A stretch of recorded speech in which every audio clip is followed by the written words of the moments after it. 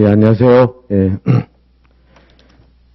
예, 오늘이 이제 3일차죠. 3일차. 그래서 첫날은 이제 민법 입문 이제 5개 쟁점 그 정리했고, 그다음에 어제는 이제 1조부터 시작을 했죠. 그래서 한번 생각을 해보세요. 1조에는 그 법률의 적용 순서, 범위 이렇게 그 규정하고 있었는데, 맨 처음에 법률에 하고, 법률이 없으면 관습법에 하고, 관습법이 없으면 조리에 한다. 그죠? 그건 좀 외우고 있죠. 그죠? 이렇게.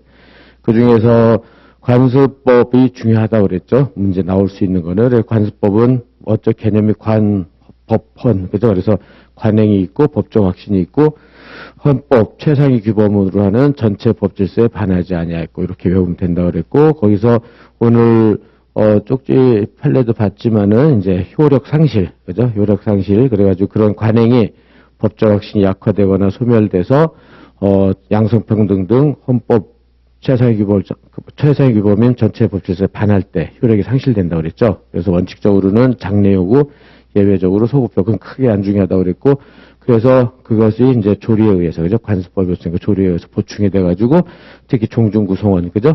성년 남녀로 바뀌었다. 이렇게, 그죠? 그 정도로 해문 1조는 어느 정도. 그 다음에 조리는 상식이라고 그랬고, 그 다음에 2조는 신의칙, 그죠? 신의칙 발음하기 어려워요. 그게. 그래가지고, 신의 측에서는 주로 이제 파생 원칙이 중요한데 오늘도 저기 했지만 사정 변경 그래서 그 앞자 따서 사회기신 성립의 기초가 되는 객관적 사정이 변경되고 예견할 수 없었고 귀책이 없고 그다음에 그걸 계약의 구속력에 강제시키면은 현재 신의 측에 반한다 그죠? 이렇게 됐었고 그다음에 그래서 효과가 생긴 거는 수정해보고 해방한다 이런다 그랬죠. 수정 해방 그래서 해방은 그거 해보세요. 일시적 계약, 매매 같은 거 해지하면 소급적으로 소멸된다. 그죠?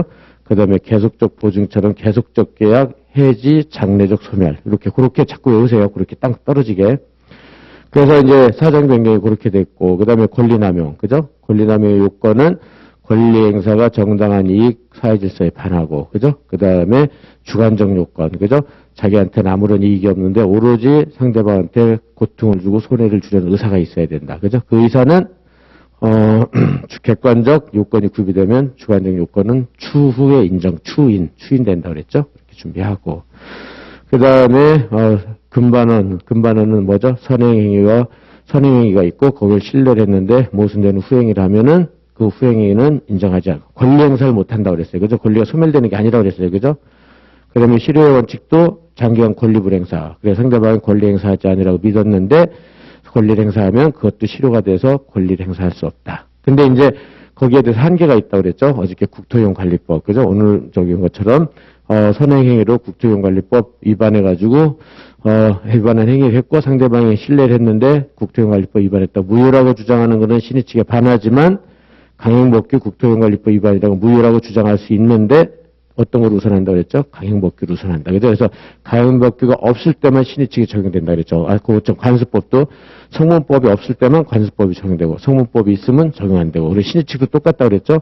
강행법규가 있으면 신의 측이 적용 안 되고 그게 없을 때만 적용되고 그죠? 또 두 개가 있다고 그랬어요. 두 개가 이제 보충적 효력사 그죠? 그래서 2조가 그렇게 됐고 이제 3조는 권리 능력이었죠. 그죠? 권리를 취득할 수 있는 능력해서 사람은 생존하는 동안 권리 의무의 주체가 된다. 그래서 언제 사람으로 본다고 그랬죠? 전부 노출설. 그래서 전부 노출됐을 때. 그 다음에 죽는 거, 사망은 맥박 정지. 맥박이, 이제 심장이 정지되는 시기. 그죠? 그래서 거기서 주로 문제가 되는 게, 이제, 태아다, 태아. 그죠? 태아는 아직 전부 노출 안 됐으니까 사람이 아니다. 그죠? 그래서 권리 능력을 취득할 수 없다. 그래서 상속 같은 건 못 받으니까 불이익하다. 그래서 우리나라는 개별적으로 보호를 해준다. 그래서 3개 인정한다 그랬죠. 손상유, 손해배상, 상속, 유증. 그 개념은 어느 정도 알고 있죠? 이렇게.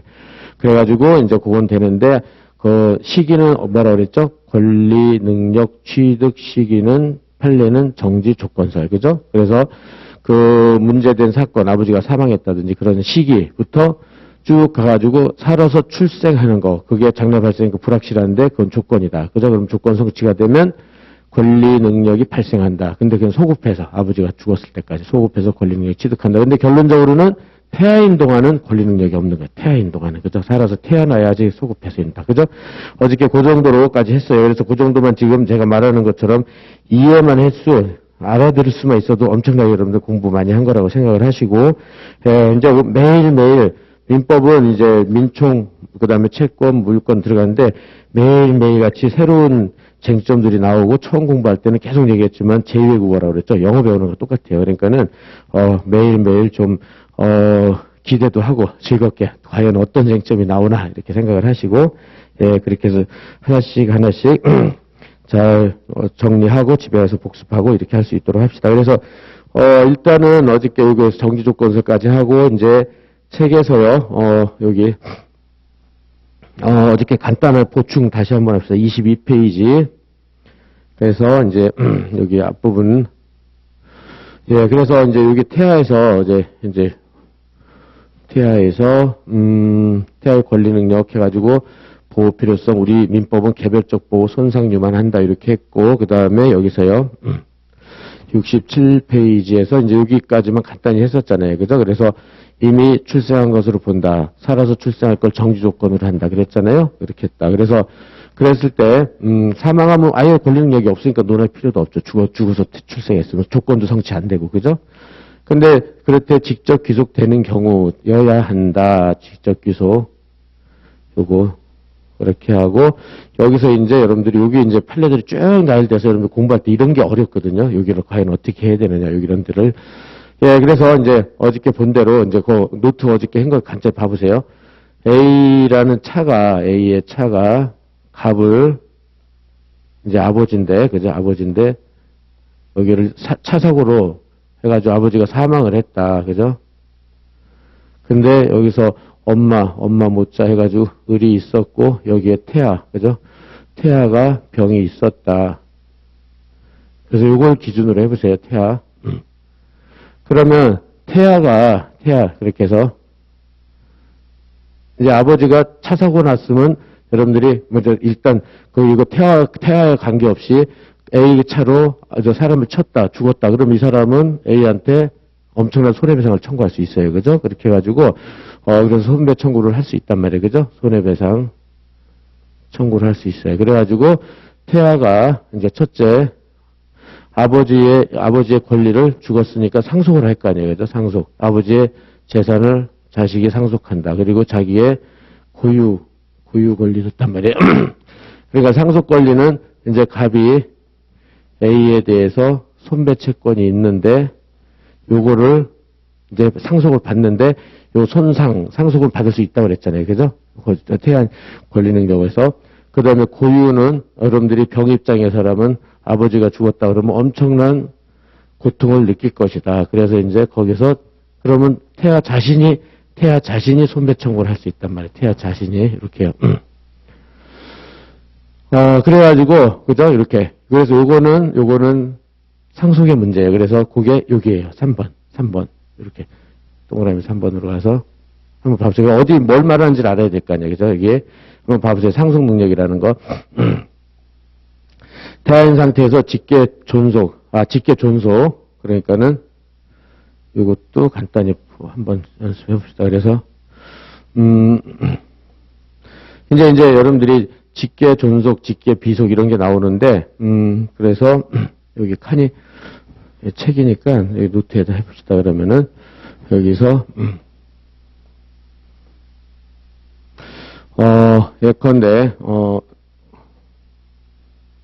그냥 ABC로 합시다. ABC가 빠르니까 A가 있고 B가 있어요. 그죠? 여기는 아버지고 엄마고 그래서 이렇게 이제 여기 자식이 C가 있어요. C 이렇게 C가 있었다. 그죠? 이렇게 하고 할아버지 나 할아버지 한 사람만 예를 들읍시다. 할아버지가 D가 있었어요. D에 이렇게. 그리고 아빠, 엄마, 자식 이렇게 있어요. 그죠? 그리고 얘가 또 아기를 낳았어요. 결혼해서 아기를 낳아서 A, B, C, D, E가 있다. 그러면 여기는 그 아버지 입장에서 손자가 되겠죠. 손자. 요까지는 이해되죠. 손자. 이렇게. 그죠? 그래서 누구를 기준으로 하느냐? 그러면은 그러니까 이제 여기 A를 기준으로 해보세요. A를 기준해서 A의 할아버지나 그다음에 뭐 증조 할아버지, 고조 할아버지 그런 거 대충 알죠. 할아버지, 할아버지, 할아버지, 이렇게. 그러면은 A를 기준으로 해가지고 자기의 우위에 있는, 저기, 그, 친족 관계를 뭐라고 그러냐면 직계, 이게 직계요, 이렇게. 직계고, 우위니까 존속이라고 그래요. 우위는 존속. 그리고 여기를 기준으로 아래, 이렇게. 아래로 내려가면은 직계 비속이라고 그래요. 직계 비속. 직계, 그죠? 그리고 모는 배우자라고 그러고, 그거는 뭐, 이렇게 직계 존속, 직계 비속. 알았죠? 그러니까 또 C 입장에서 하면 어떻게 돼요? C 입장에서 하면 A하고 D가 직계 존속, 그죠? 그리고 C의 입장에서 E는 직계 비속. 그러니까 누구를 기준으로 하냐해서 우위 서열은 직계, 이렇게, 요거는 직접적이죠? 직접적이니까 우위 사람은 존속, 아랫 사람은 비속. 알았죠? 용어 정리할 수 있겠죠? 직계 존속, 직계 비속. 네, 이런 것들을 잘 해야 되고, 그 다음에 여기를 기준으로 해서, 그렇다면, A, B, C, D, E, F. F는 A의 형제였어요, 형제. 이거는 직계가 아니라, 이렇게 형제자매는 요거는 반계혈족이라고 그래요, 반계. 이건 법률용어니까 어쩔 수 없어요, 반계혈족. 반계라는 말을 써요, 반계. 알았죠? 그래서 얘를 기준으로 했을 때, 요건 반계. 여기는 직계. 그죠? 반계, 직계. 그리고 자기를 기준으로 윗사람 얘기하면 존속, 아랫사람 얘기하면 비속. 알겠죠? 그렇게 준비를 해놓고. 예, 그래서 처음에 공부할 때 이런 것도 상당히 어려워요. 이게 용어 정리하는 게. 그죠? 근데 최소한 요 정도는 계속 용어 나오기만 하면 정리할 테니까 여러분들이 보고선, 이렇게 그런 거구나. 이렇게. 근데 이제 나중에 계속해서 이제 친상법까지 하면 이제 자연스럽게 체득이 돼요. 자연스럽게. 직계 비속, 직계 존속, 그 다음에 반계 혈족, 이렇게요. 그렇게 돼서 다시 책으로 가가지고, 그렇다면은, 요거, 여기서. 그러면은, 직계 존속이니까, 태아 입장에서는 아버지는 뭐예요? 직계 존속이죠. 그죠? 얘는 자식이고, 아빠니까, 그죠? 직계 존속. 엄마, 아버지는 다 직계 존속이야. 그죠? 이렇게. 그래서 직계 존속에 사망이 됐다. 그죠? 이제 무슨 말인지 알겠죠? 직계 존속. 이렇게 됐고, 사망으로 인해 직계 존속이 이제 아버지라고 생각해요. 이게 A라고, 우리는 이제 얘에서 갑이라고 생각하면 되잖아요. 갑의 사망으로 인해 직계 존속에 이제 얘가 이제 갑이 죽었으니까 갑은 H한테 상당히 많은 손해배상을 청구할 수 있어요. 그죠? 그래서 존속의 재산적, 정신적 손해배상 청구권이, 그러면 손해배상을 입는데, 손해배상은 정신적 손해하고 재산적 손해가 있어요. 재산적. 자기 재산을 상실하는 거하고 정신적 고통 두 개. 그죠? 그래서 손해배상의 귀속은 태아의 상속 능력. 그죠?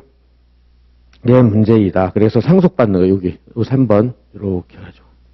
요거예요. 그죠? 상속 능력. 그죠? 그래서 이건 상속 능력이고. 그죠? 그러니까는 아버지의 손해배상을 상속한다. 그죠? 그게 이제 천조 사망의 문제다. 상속의 문제고. 무슨 말인지 알겠죠? 상속. 그 다음에 두 번째, 직접 기속. 직접 기속되는 거는, 요거, 얘만 하나씩만 기억해 두세요. 그래가지고, 760조는 태아 자신에게 불법행위로 손해배상 청구권이 직접 귀속되는 경우에만, 여기처럼 직접 귀속되는 경우에만 적용되는데, 그러면은, 여기서 직계 아빠의 사망으로 인해서 태아 자신의 정신적 손해배상 청구. 그러면은, 여러분들이 이게 살아서 출생했다 그러면 아버지가 죽었으면 엄청난 정신적 고통을 입을 거 아니에요. 그죠? 근데 태아인 상태에서는 재산이 없으니까 재산적 손해는 없겠죠. 그죠? 그러니까는 정신적 고통. 요게 이제, 요거하고, 요게, 이렇게 돼가지고, 요거는 이렇게 갑시다. 이렇게. 그죠? 직계 존속 사망에 대한 태아의 정신적 손해배상. 이 정신적 손해배상을 또 용어 정리 좀 해놓으세요. 이런 정신적 손해를, 위자료라고 그래요. 위자료. 여러분들이 위자료는 용어 들어봤어요? 안 들어봤어요? 이혼하면 부부간에 위자료 청구를 할 수 있어요. 정신적 손해. 그죠? 이제 알겠죠? 정신적 손해는 위자료. 이렇게 하세요. 정신적 손해는 위자료. 용어는 계속 그냥 처음에는 이런 용어 정리 때문에 시간이 오래 걸리는데 위자료. 정신적 손해. 그죠? 한 경우와 요거하고 두 번째로는 태아 자신이 직접 입은 태아 자신이 입은 불법행위에 대한 재산적 정신적 손해배상 청구를 하는 경우다. 그래서 그렇다면 태아 자신이 입는 건 뭐냐면 여기를 봐보세요.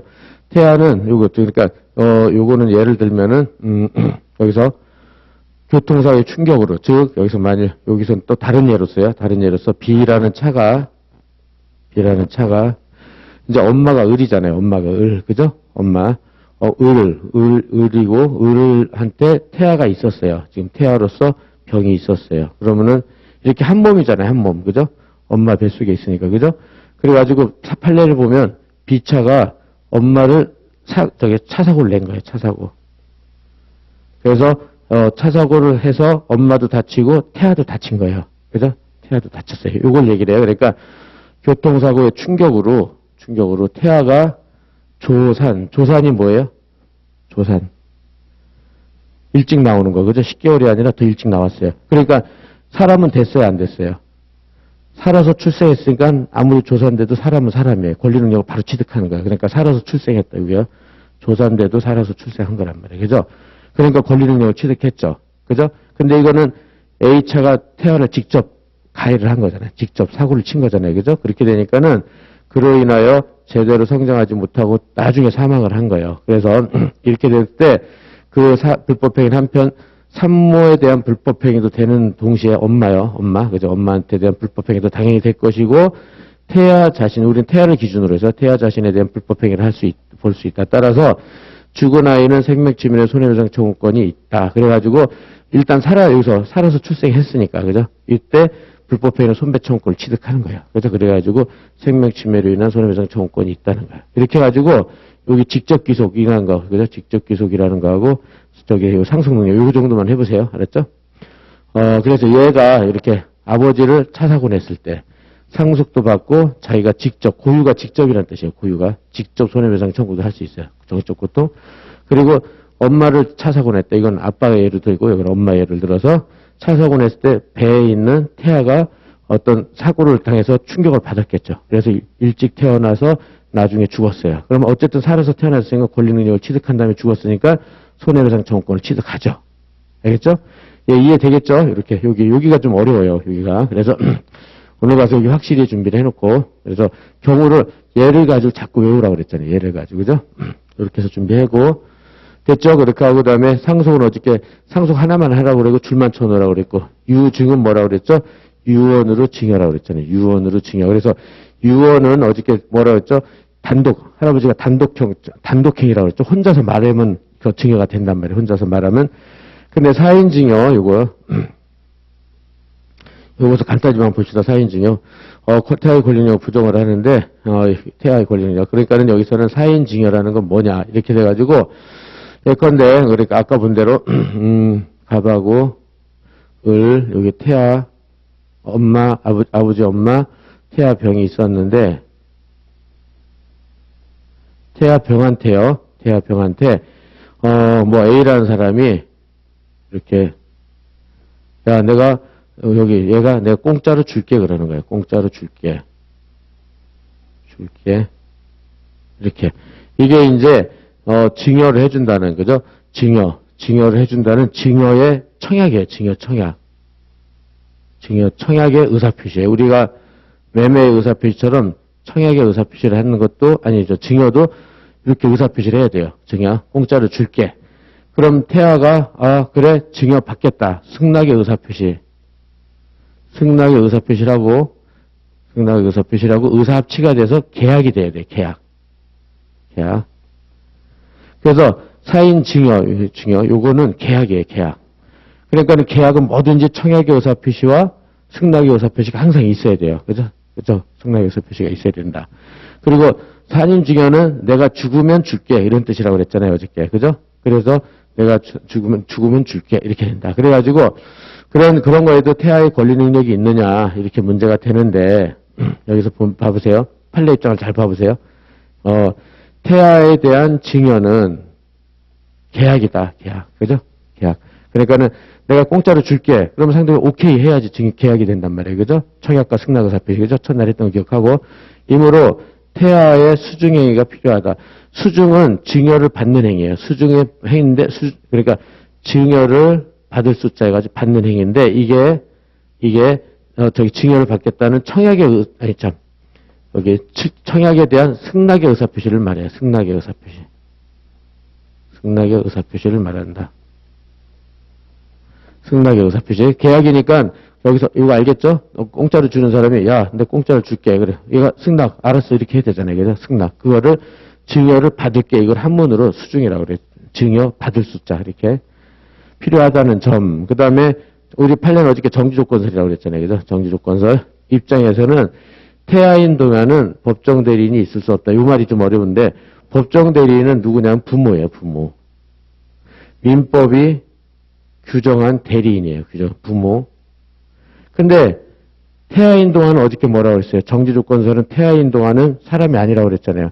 사람이 아니니까 엄마 아버지가 없는 거예요. 아직 사람이 아니니까. 그죠? 그러니까 법에서 정한 대리인은 부모인데 태아는 아직 부모가 아니란 말이에요. 이게 살아서 태어난 게 아니니까. 그렇게 이렇게 그러니까 이런 말이 어렵단 말이에요. 그죠? 그러니까 정지조건설은 살아서 출생하기 전에는 권리 능력이 없다. 따라서 아직 사람이 아니니까 엄마 아버지가 안 되는 거예요. 그러니까 엄마 아버지가 법정 대리를 못 하는 거예요. 대신 뭐를 못 하는 거예요. 대리는 대신 뭐를 하는 거잖아요. 그죠? 그럼 없다는 점을 근거로 사인증여에서 태아의 권리 능력을 부정한다. 이렇게. 요것도 이해하기가 어렵죠. 그죠? 근데 지금은 다시, 요까지, 이렇게 해서 한 번만 이해를 해보세요. 그죠? 공짜로 줄게. 사인증여는 계약이다. 그래서 청약과 승낙 의사표시가 필요하다. 근데 태아인 상태에서는 태아가 어떻게 승낙 의사표시를 해요? 못하잖아요. 그죠? 그리고 정지조건설에서는 그러면 엄마 아버지가 가서 내가 받을게 이렇게 할 수 있냐? 그게 안 된다는 거예요. 왜냐하면 태아인 상태에서 사람이 아니니까 권리력이 없어서 아직 엄마 아버지가 아니란 말이에요. 그래서 법정 대리를 엄마 아빠가 가서 못하는 거예요. 그래가지고 부정한다. 이렇게 놓은 거 두 개 하면 할 수 있겠죠. 그죠? 이렇게. 이 정도만 체크해 주세요. 이 정도만. 이건 선택형이나 뭐 이런 거 대비하면 되고, 인지는 친상법 가서 해야 되니까 친상법 가서 하고, 지금은 어려우니까 친상에서 한다. 이렇게 하고요. 그죠? 그 다음에 넘어가서 다음 페이지요. 그럼 요건 어저께 했었죠. 다시 한번 해봅시다. 오늘 요거 좀 해라고 그랬는데,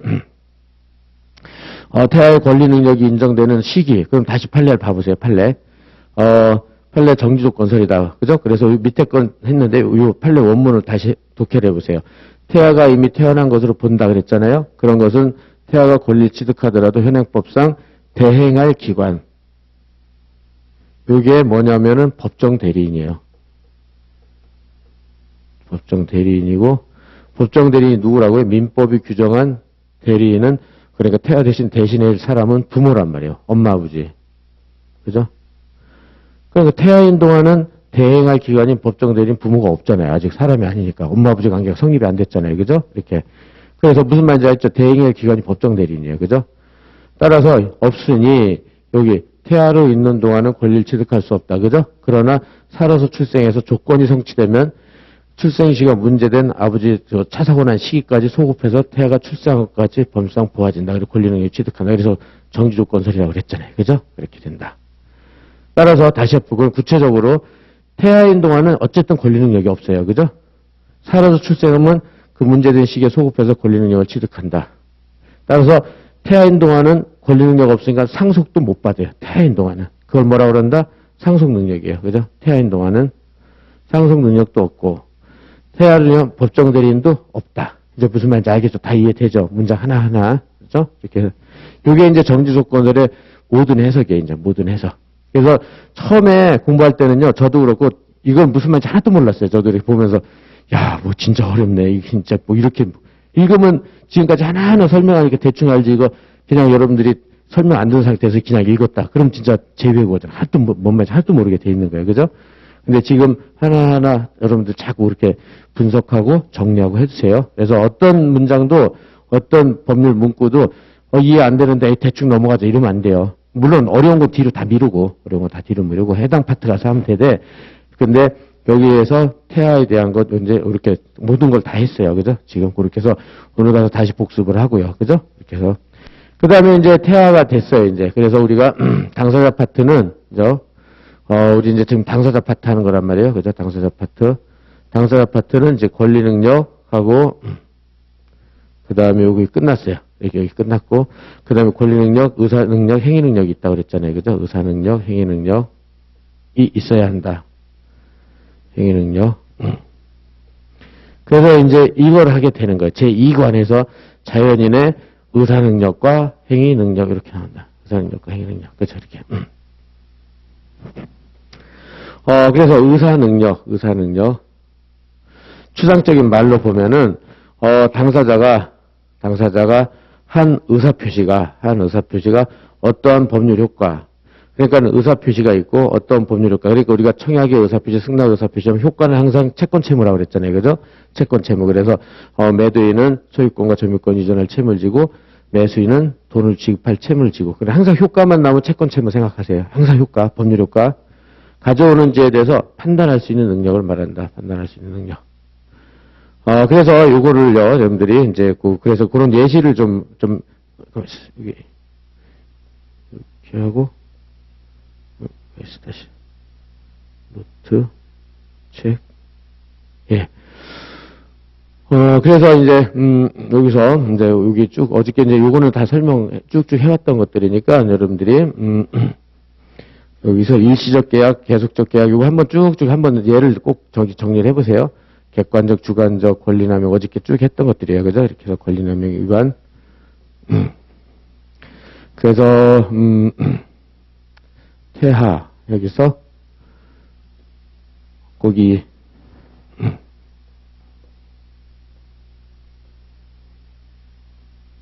이 페이지 하고 어제 요거까지 공부를 했죠.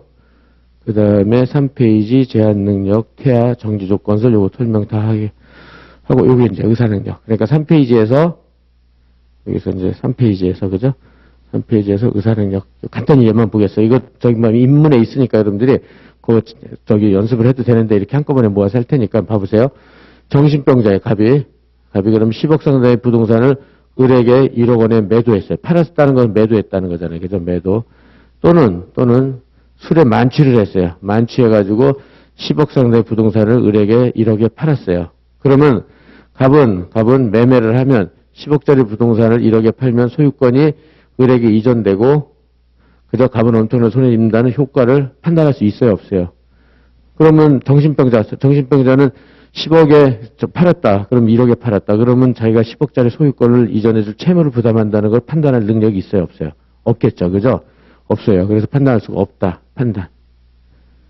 이렇게 매매를 하면 어떤 효과, 채권 채무죠. 어떤 효과, 채권 채무가 발생할 수 있는지 판단할 수 있는 능력을 의사 능력이라고 그래요. 의사.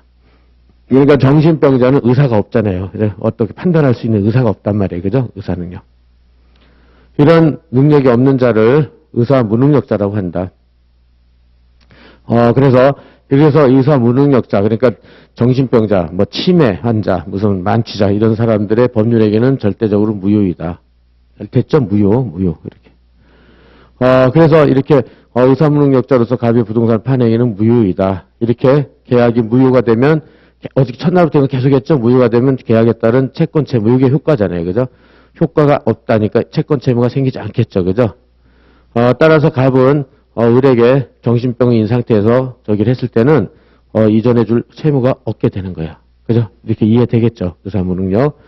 예, 그래서 요 예를 여러분들이 기억하고 다시 가서 책으로 가봅시다. 그러면은 다시 의사 능력. 그래서 근데 대부분 책은 이렇게만 딱 나온단 말이에요. 그러니까는 어떠한 의사 표시를 하면 어떤 효과가 생기는지 판단할 수 있는 능력을 의사 능력이라고 한다 그러면 뭔 말인지 하나도 모르겠다. 이렇게 그냥 넘어가는 거예요, 그냥. 그러니까 자꾸 예를 대입할 거예요, 예를. 알았죠? 그래야지 그런 예를 많이 아는 게 처음에는 굉장히 중요해요. 그래야지만, 민법이 좀 이렇게 선명하게, 입체적으로 공부를 할 수가 있어요. 그죠? 그렇게 합니다. 그래서 이렇게 의사 능력이 없는 자의 법률행위는 절대적 무효다. 효과가 안 생긴다. 그죠? 그리고 의사 능력에 대해서는 일단 민법 규정이 없어요, 여기는. 민법의 규정이 없어요. 우리가 지금 1조, 2조, 3조까지 한 거예요. 3조까지. 근데, 그 다음에 의사 능력인데 얘는 법이 없어요. 없으나, 사적 자치 원칙상 당연한 전제가 된다. 사적 자치가 뭐라고 그랬어요? 사는 개인 사자라고 그러잖아요. 개인의 의사, 자치가 의사라고 그랬잖아요. 그죠? 그래서 개인의 의사를 굉장히 보호해 준다고 그랬잖아요. 그죠? 그래서 의사와 의사가 합치가 되면은 계약이 되고 계약은 절대로 지켜줘야 된다고 그래가지고 계약 체결하면 절대로 보호해 준다고 그랬잖아요. 그죠? 그랬을 때 사적 자치 원칙상 개인은 의사가 있어야 돼요. 의사. 그러니까 이게 의사가 없으면 어떻게 돼요? 이게 의사 능력이 없는 자죠. 그죠? 그런 사람은 절대 무효. 그러니까 이거는 사적 자치 우리 민법의 근대 민법의 3대 원칙, 소유권 절대, 그 다음에 사적 자치, 그 다음에 과실 책임 이렇게 있잖아요. 그러니까 거기서 이미 전제가 됐다는 거예요. 그러니까 의사 능력은 이미 인정되는 거다. 거기서 민법의 근본 원칙에서. 그 다음에 의사 능력의 판단 기준은 구체적인 법률 행위에서 개별적으로 판단되어야 한다. 이렇게요. 이거는 예컨대 치매 생각하면 돼요. 치매. 여러분들이 치매가 뭔지는 알죠? 이거 정신병이잖아요. 정신병. 그죠? 근데 이게 쭉 어떤 행위를 할 때마다 이렇게 어떤 때는 정신이 돌아오고 어떤 때는 없고 어떤 때는 돌아오고 어떤 때는 없고 이러잖아요. 그죠? 그러니까는 그 구체적으로 행위마다 따로따로 판단하는 거예요. 개별적으로 따로따로. 그죠? 그래야지 모든 행위가 무효다. 모든 행위가 의사 능력이 없다. 그리고 술도 그렇죠. 술도 먹을 때 있고 안 먹을 때 있잖아요. 술 안 먹을 때는 맨정신이잖아요. 그죠? 근데 술 먹으면 또 없고. 그래서 이런 식으로 이렇게 그때그때마다 따로따로 판단하는 걸 구체적 개별적 판단이라고 그래요. 일단 그렇게 생각하고. 그 다음에 법률 행위는 민법이 적용되는 행위라고 그랬잖아요. 특별한 법적 의미나 효과, 특별한 법적 의미나 효과 부여되어 있는 경우에는 의사 능력이 인정되기 위해서는 거기에 대해서 행위의 법률적 의미나 효과에 대해서도 이해할 수가 있을 것을 요한다. 그래서 판례는요, 특별한 의미가 뭐냐면, 특별한, 그냥 매매를 하면서, 그러니까 돈을 꾸면 뭐를 줘야 된다고 그랬죠? 뭐를 담보를 제공해야 된다고 그랬잖아요. 물적 담보 대표에서 주장은 뭐죠? 저당권이라고 그랬잖아요. 그죠? 그래서, 의사무능력자가 돈을 꾸면서, 예를 들어서 판례를 보면요, 저당권을 설정해 준 거예요. 저당권. 의사무능력자한테. 그때 그렇다면은 이 저당권의 법률적 의미나 효과도 이해해야지 의사 능력이 있다는 거예요. 그죠? 근데 정신병자가 저당권이 뭔지를 어떻게 알겠어요? 그죠? 모르겠죠. 그죠? 그렇게 되니까는 판례는 그 특별한 법적 의미나 효과는 저당권을 말해요. 그런 것들, 특별한 거. 그죠? 이렇게 간단히 해두고요. 그 다음에 여기서 이제, 의사무능력자 법률행위는 정신병자, 그 다음에 만취자의 법률행위 절대적 무효다. 절대적 무효. 그 다음에 이러한 무효주장의 거래관계에 있는 다음 페이지 보면요. 당사자의 신뢰를 배신하고 정의관념에 반한다. 이런 거 추상적인 말은 빼고 해당하지 않는 한 의사무능력자에 의하여 행해진 법률행위 무효를 주장하는 것은 신의 측에 반하지 않는다. 이렇게요. 신의 측. 여기서는 중요한 게 신의 측. 신의 측. 그러면 이건 무슨 말이냐면은 선행이라는 건 먼저 선자예요. 어저께 했지만, 금반원의 문제인데, 얘가 행위를 하는데, 갑이, 의사 능력이 없어요. 능력이 없는데도 불구하고, 이거 상대방인 을이, 얘가 의사 능력이 있다고 신뢰를 했어요. 왜냐면, 치매 환자 같은 사람은 겉으로 보면 잘 모르잖아요. 이 사람이 의사 능력이 없는지 있다고 신뢰를 했어요. 신뢰. 그렇게 해서 신뢰를 해가지고 매매를 했는데 이런 사람끼리 갑이 나중에 후행행위로 나중에 후자 이건 나중이죠. 나중자 후행행위로서 의사 능력이 없다는 이유로 무효라고 주장을 하는 거예요. 무효 주장. 그러면 이거는 선행행위에서 자기가 의사능력이 없어서 유효하게 법률행위를 할 수 있는 듯이 말을 해놓고 그거를 믿었는데 의사능력이 없어서 무효로 주장하면 딱 뭐에 걸려요 이게? 어저께 신의 측의 금반원이라고 그랬잖아요. 그래서 신의 측의 금반원. 그죠? 신의 측에 반한다. 신의 측에 위반된 거죠. 위반한다. 따라서 무효 주장을 못해요. 주장을 못한다. 이게 이렇게 된단 말이에요. 근데 이게 무효 주장을 못하는데 또 한편으로는 의사 능력이 없으니까 능력이 없을 무자 이렇게 할게요. 없을 무자. 여기 없을 무자예요. 없을 무자. 없어서 없음을 이유로 무효 주장을 할 수 있다. 주장이 가능하다. 그래서 이것도 충돌이 되는데 이것도요. 이제 좀 이따 보겠지만 의사 신의칙이라는 거는 민법에 제도가 없어야 돼.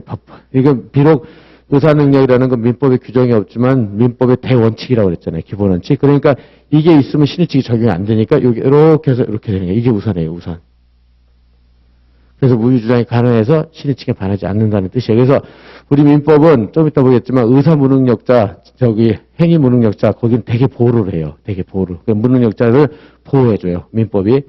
그래서 이게 우선돼요. 이런 뜻이에요. 그래가지고 여기서 무슨 말인지 알겠죠? 선행위로 나는 의사 능력은 멀쩡하게 얘기를 했다가 나중에 가서 상대방은 의사 능력이 있는 줄 알고 막 계약 다 체결하고 아까 10억짜리 1억에 샀다고 얼마나 기분 좋았을 거예요. 그래서 저희 10억짜리 1억에 사서 기분 좋다는데 나중에 야, 나 의사 능력 없었어. 그때 치매했었어. 막 이렇게 해가지고 무효를 주장하면 너 선행위와 모순된 후행위니까 그거는 주장 못해. 이렇게 하니까 또 의사 무능력자는 나는 의사 능력이 없어. 그럼 두 개가 어느 게 우선하느냐? 항상 민법의 제도나 법이 있으면 그게 우선한다고 그랬잖아요. 그게 없을 때만 신의칙이라고 그랬잖아요.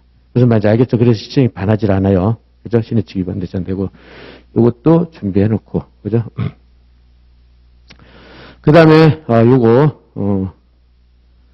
요거는, 중요한데 지금은 할 수가 없고, 여러분들이 부당이득, 이제 요거는 부당이득. 우리가 첫날 입문할 때 매매계약 같은 게 무효가 되면, 근데 이미 준 게 있으면 부당이득으로 돌려받는다. 부당한 이득이니까 그런 말 했었죠? 거기 가서 하는 거예요. 부당이득에서 한다. 부당이득에서 한다. 가서 한다.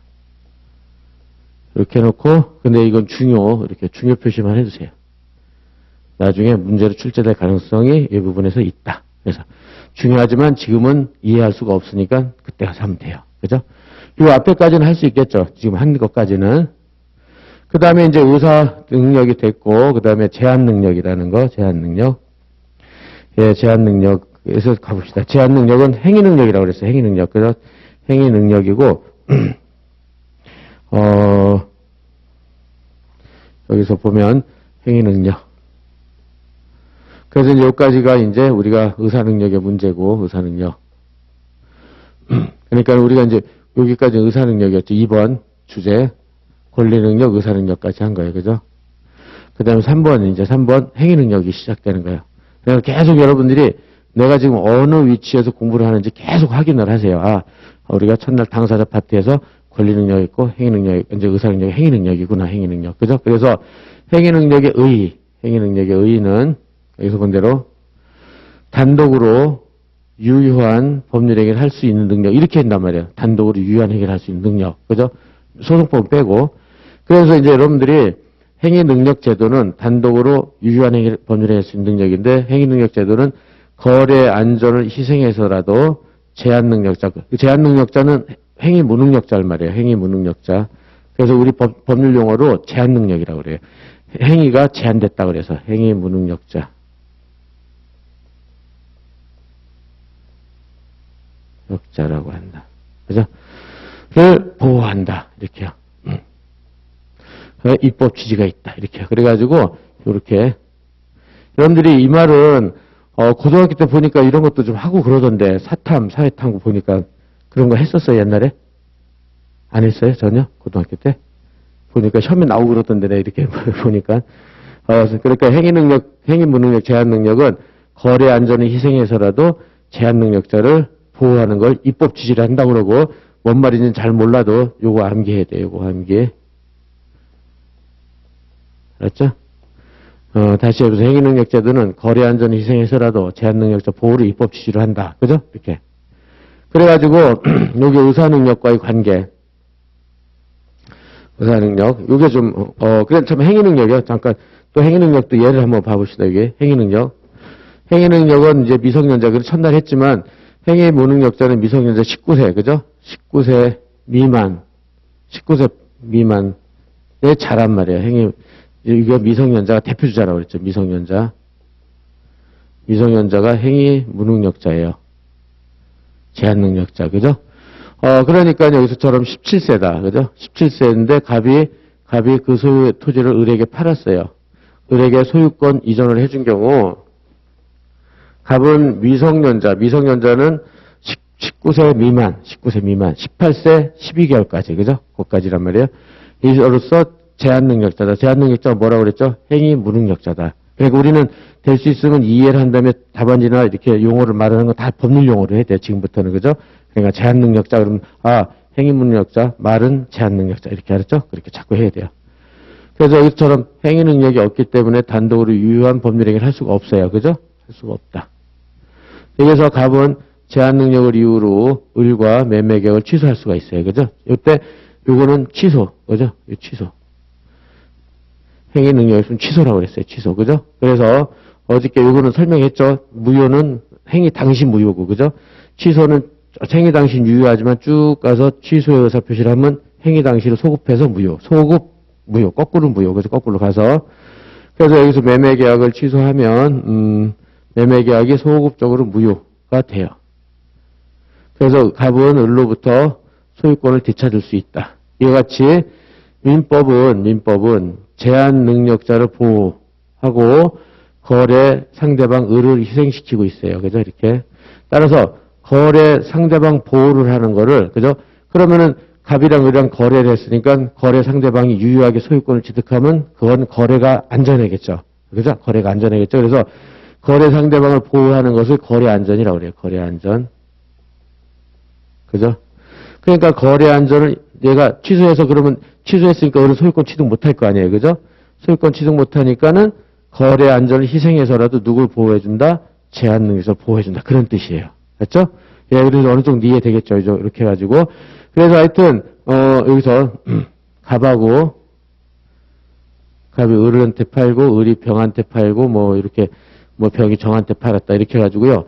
갑을 보호하면, 이게 제한 능력자죠. 얘를 보호하느냐, 아니면 그 이후자들, 여기를 보호하느냐. 그러니까 팔아서 계속 유효해지면, 이렇게 계속 유효해지면 여기가 거래 안전이란 말이에요. 거래 안전을 보호하느냐. 이렇게 하는데 우리 민법은 제한 능력자를 더 보호한단 말이야. 그러니까는 이렇게 아무리 많이 팔렸어도 취소돼가지고 다 무효예요. 그죠? 이렇게 팔렸어도. 거래 안전을 희생해서라도 제한 능력자를 보호한다는 점은 이런 말이다. 알았죠? 그 다음에 무효와 취소는 우리가 봤고, 그럼 다시 책으로 가봅시다. 그러면은, 그래서, 여기요. 그럼 의사능력과, 관계. 이렇게 해가지고, 그러면 여기는 좀 너무 추상적인 말이라서 안 해도 되고요. 이거는 좀 지금 이걸 이해하려면 굉장히 힘드니까, 요거는 일단 논외로 하고, 여기를 보세요. 요거를. 그러면 의사능력과 제한능력과의 차이점. 의사 무능력자의 법률행위는 무효이지만, 제한능력자, 그죠? 행위 무능력자의 법률행위는 취소할 수 있다고 그랬잖아요. 그죠? 취소할 수 있다고 그랬고. 그 다음에 전자라는 거는 앞전자예요. 요거요. 전자는 앞에 있는 의사 무능력자는 구체적 개별적으로 판단한다. 그죠? 그러니까 행위마다 따로 판단해야 돼. 그죠? 어떤 행위를 할 때는 정신태도로 갖고, 어떤 행위를 할 때는 정신병이 있고, 이렇게, 그죠? 그때 구체적 개별적으로 판단하지만, 후자는 뒤후자죠. 이거 후자는 요거 제한능력자죠. 뒤에 있는 거니까, 이건 뒤후자, 그죠? 뒤에. 획일적으로 판단한다, 획일적. 그러면 여기서 획일적 판단이라는 건 뭐냐, 이렇게요. 그래가지고, 획일적은 지금 제한능력자, 이건 잠깐 노트를 봅시다. 이제 좀 한꺼번에 다 할 건데, 여기 의사능력과 행위능력을 판단하는데요. 다시 저기 8페이지로 가가지고요. 지금 본 대로, 여기서 의사 무능력자, 그래서 어떤 법률과 발생한 판단 능력이라고 그랬잖아요. 그래서 정신병자, 명정자가 술 취한 사람이에요. 명정자가 술 취한 사람. 이거 형법 가서 여러분 많이 할 텐데, 만취된 사람. 이렇게 생각하면 돼요. 그래서 여기선 절대적 그 해무는 매매 행위 당시, 그죠? 아까 본 대로 매매 행위 당시 절대적 무효가 되고 구체적 개별적 판단을 한단 말이에요. 요거는 나중에 하자고 그랬죠? 요거는 나중에 하고. 그런데 행위 무능력을 뭐라고 그러냐면 제한 능력이라고 한다. 제한 능력. 그러면 매매하면 일단 유효하다 쭉 갔다가 이제 취소의 의사표시를 하는 순간, 그죠? 취소의 의사표시를 하는 순간 이렇게 해서 소급해서 무효가 된다. 이렇게. 알겠죠? 이렇게. 그럼 이거 3일째 내내 하는 거야. 지금 무효 취소 계속. 알았죠? 여기까지는 유효해요. 취소하기 전까지는. 그죠? 유효하다 취소하면 무효가 되는 거죠. 그죠? 그래서 여기는 둘 다 거래 안전을 이거 희생해서라도 행위 능력자를 보호한다를 취지로 해요. 그래가지고 여기 안에는 의사 능력도 들어가요. 그래서 거래 안전 희생해서라도 의사 능력을 보호를 하는데 이렇게요. 그런데 여기서 본 대로 그러면 의사 무능력자들은 이렇게 구체적, 개별적 행위마다 판단한단 말이에요. 근데, 제한 능력자, 아까 본 대로 행위 능력, 제한 능력자는 그 행위 무능력자를 제한 능력자, 아이고, 파란 걸로 합시다, 이거는. 행위 무능력자를 제한 능력자라고 했고, 그죠? 취소할 수 있다고 그랬죠? 그러면 여기는 미성년자 19세 미만이 있고요. 여기는 피한정 후견, 피성년 후견 이름인데 이건 뭔지 몰라도 돼요. 하여튼 용어가 이렇게 돼 있어요. 여기는 어떻게 돼 있냐면, 여러분들이, 여러분 가족들 다 기재되어 있는 게 구청감이 있어요. 그러니까 가족관계 등록부라는 그 장부가 있어요. 그죠? 국가기관의 장부가. 거기를 보면은 이렇게 다 써 있어요. 그러니까 가족관계 등록부에 보면은 얘 미성년자 김갑동에서 16세, 17세 써 있고 만일 피한정 후견이면 피한정 후견, 피성년 후견 이렇게 써 있어요. 다 기재되어 있단 말이에요. 이게.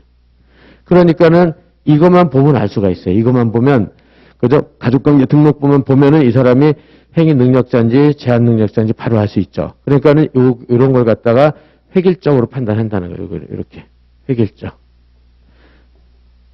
한꺼번에 싹 볼 수, 획일적이죠. 획일적으로 판단한다. 이게 이제 그 개념이에요. 그러니까 이것만 보면 여기 딱 기재되어 있으니까 여기 해당되면 제한 능력자, 아니면 제한 능력자 아니야. 모든 행위에 대해서, 그죠? 근데 저 의사무능력은 도저히 딱 여기 이렇게 어디 써 있는 게 없단 말이에요. 써 있는 게 없으니까는 그때마다 행위 때마다 그래서 판단한다. 그래서 그걸 구체적, 개별적, 이건 획일적 판단, 알겠죠? 획일적 판단. 이렇게 된다. 이렇게. 그래서 해보고.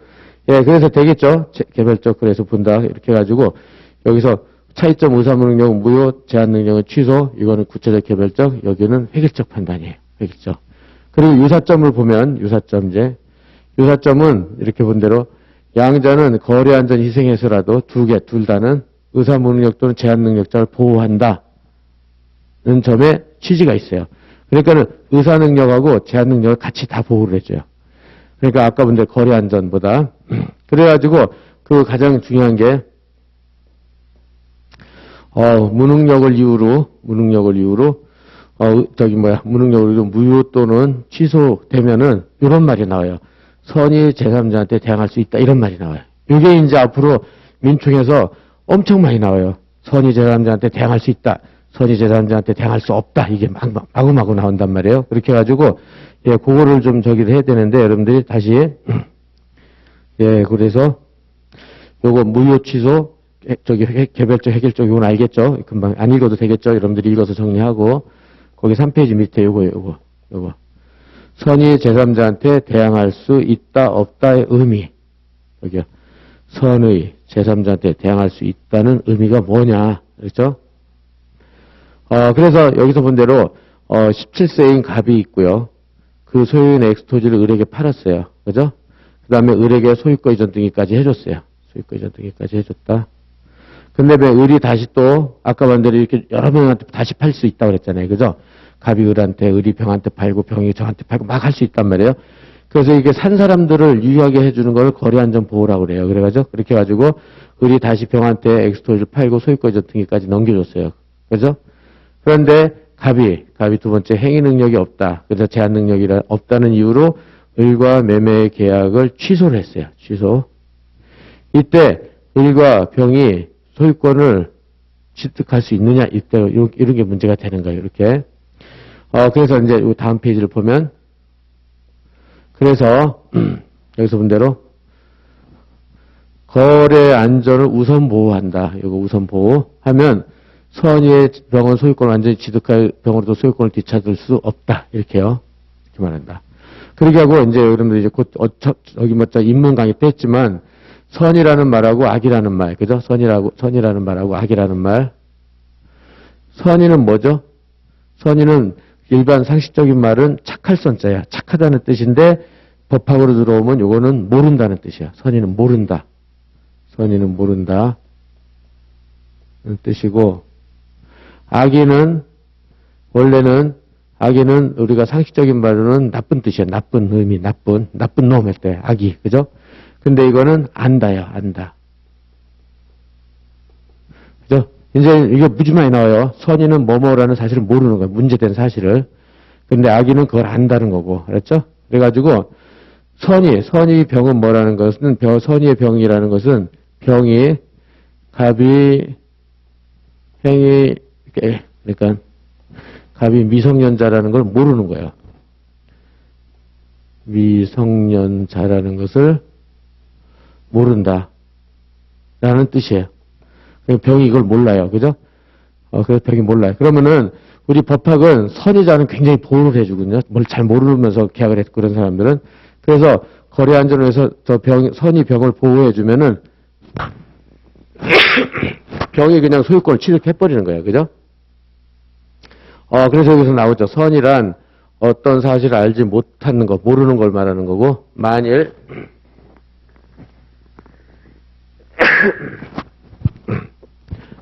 병이 갑이 미성년자라는 사실을 알지 못한 경우에는 선의의 제3자라는 말을 쓰는 거예요. 선의의 제3자. 선의의 제3자. 그죠? 말한다. 그러나 아까 뭐라고 그랬냐면 우리 민법은 거래 안전을 희생시키더라도 제한 능력자를 보호한다. 이게 입법 취지라고 그랬잖아요. 그죠?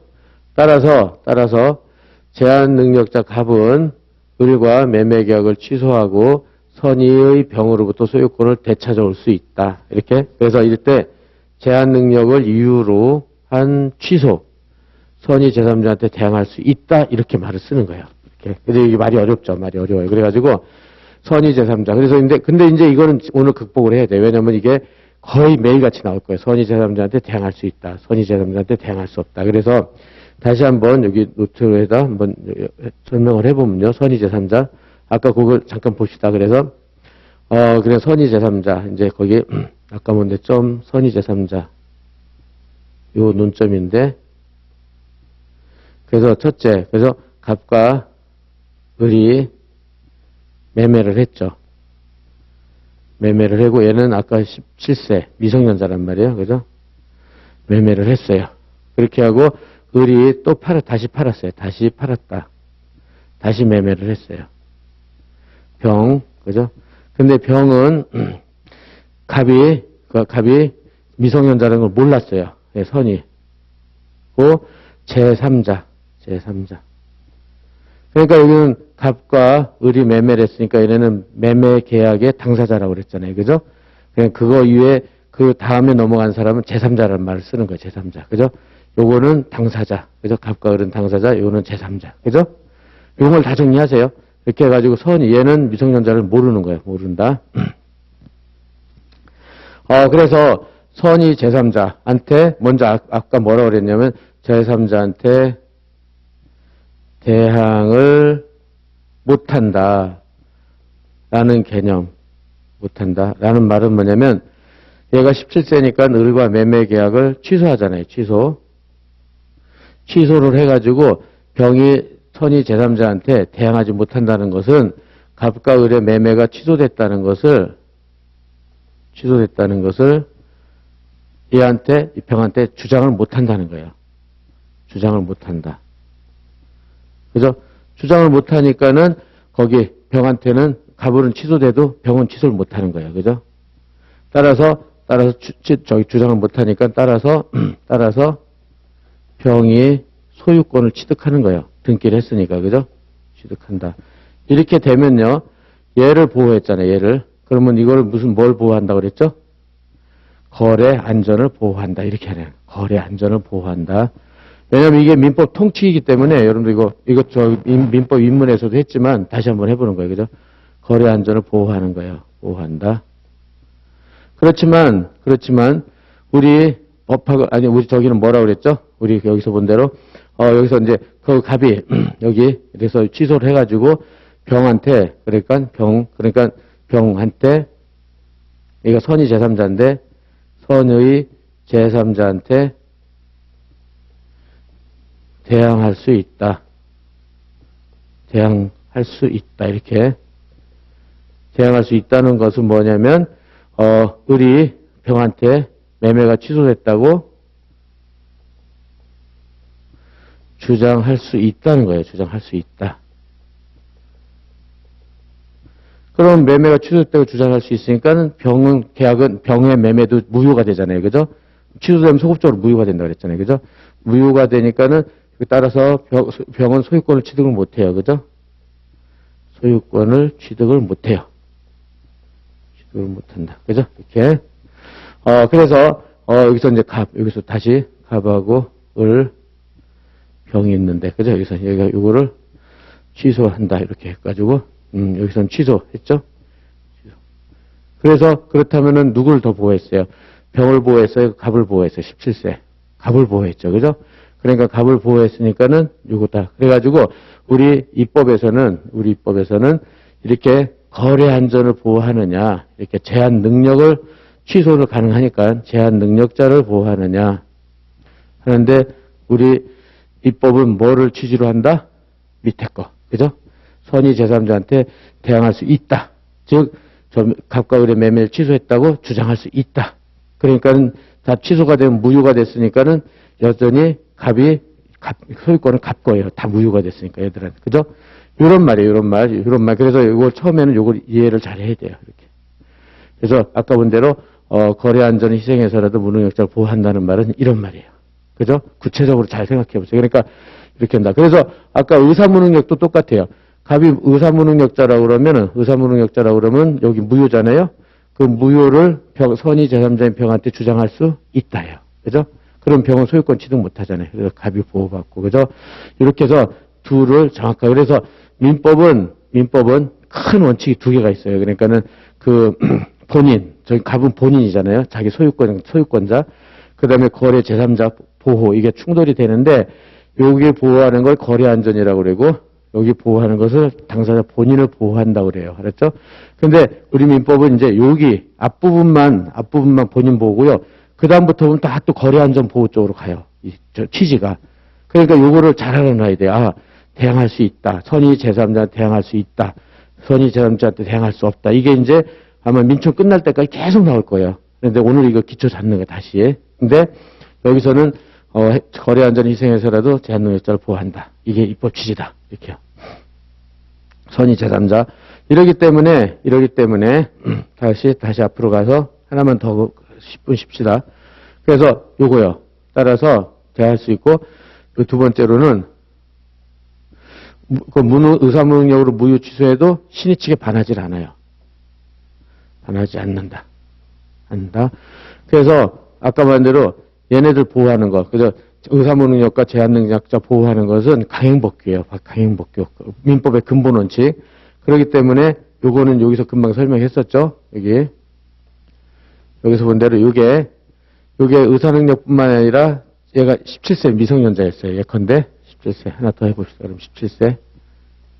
그럼 얘는 행위능력이 없잖아요. 그죠? 행위능력이 없죠?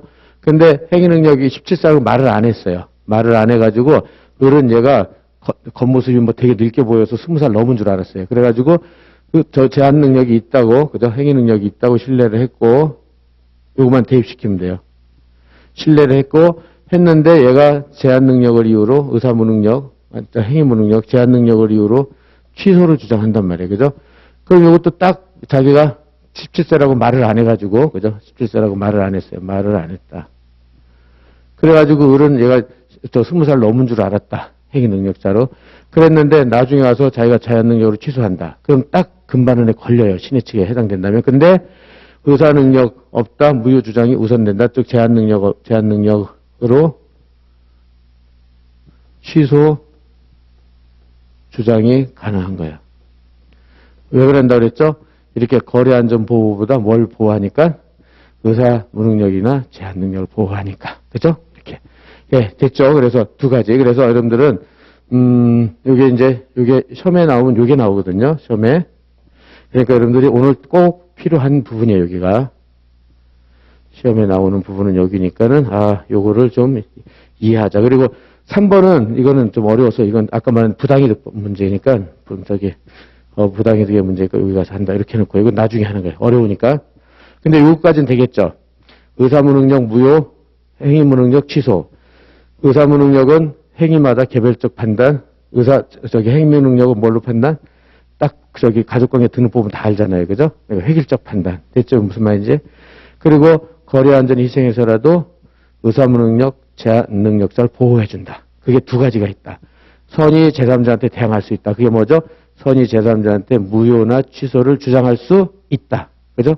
그러니까 제3자가 보호를 못 받아요. 그렇게 하고 신의 측에 반하지도 않는다. 왜냐하면 신의 측은 이 강행 규정 없을 때만 적용되니까. 그죠? 이런 제도보다 후퇴되니까. 요까지 한번 복습을 하고 10분 후에 10분 쉬고 시작을 하겠어요. 예.